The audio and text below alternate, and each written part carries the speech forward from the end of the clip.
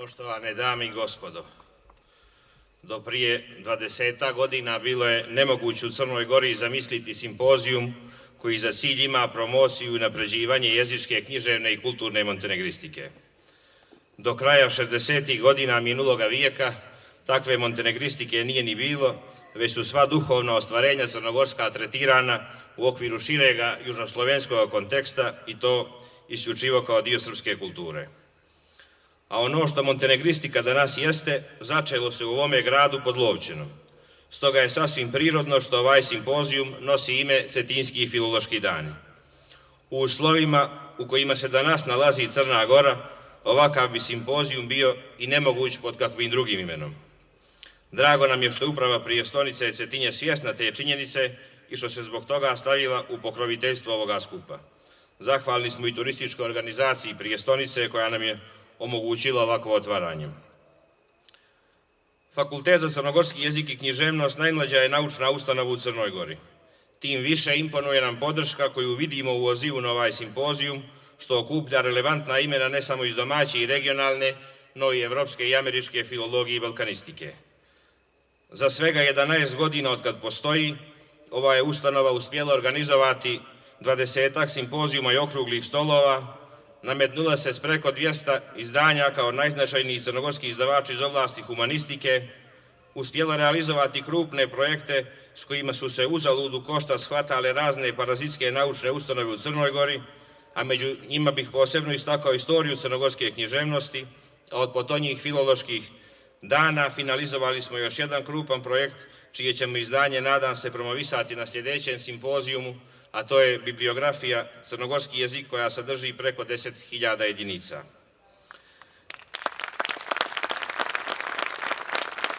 Kao ustanova koja radi u zemlji što je Državni univerzitet i Nacionalnu akademiju dobila tek 70. godina minuloga vijeka i koja je prije manje od deceniju i po smogla snage svoj jezik nazvati svojim imenom i standardizovati ga u skladu s potrebama svojih govornika, a ne u skladu s ukusom i ideologijom centara izvan Crne Gore, prirodno je da kaskamo za onim što su postigle zemlje iz našeg okruženja.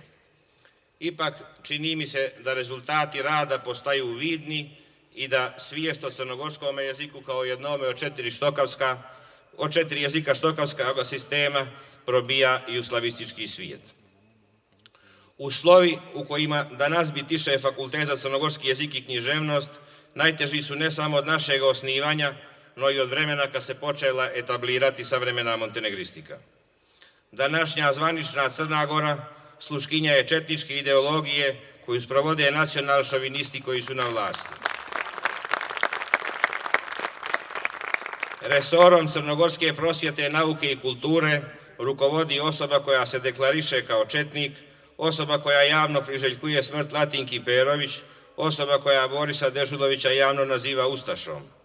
Crnogorski premijer oduševljava se likom i dijelom episkopa koji je Crnogorce nazivao kopiladima iz Brozova jajca, Crnu Goru Filđan državom, Crnogorsku crkvu autofekalnom, crnogorski jezik nepostojećim.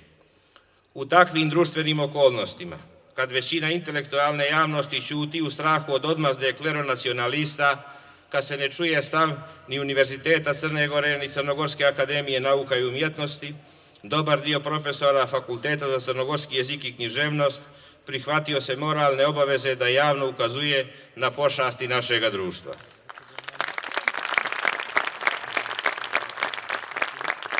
Imponuje činjenica da su naši studenti i diplomci napisali više tekstova, kolumni i apela o problemima u kojima se nalazi i naše društvo, no sva ostala crnogorska akademska zajednica.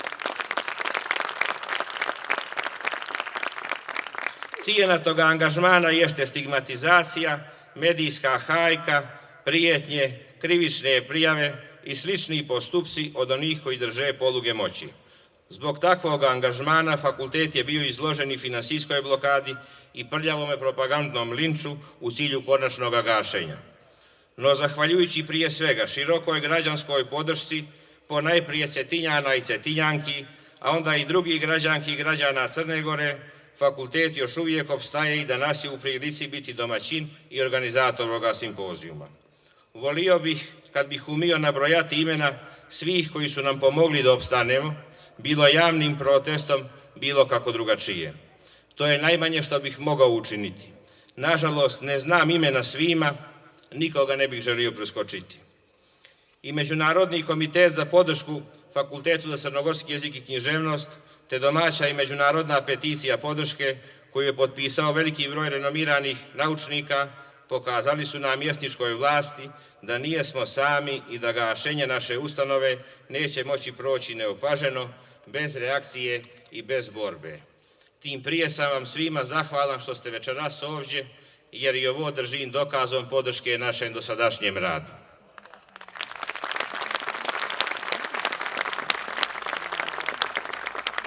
Uprkos pritiscima i društvenom angažmanu, profesori, saradnici i diplomci našeg fakulteta uspjeli su pripremiti referat za ovaj simpozijum.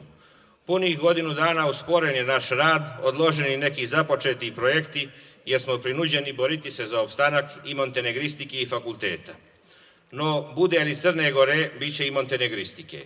Neprimjereno bi od nas bilo baviti se samo sudbinom poluglasnika, dok šovinisti pokušavaju zapečatiti sudbinu građanske Crne Gore.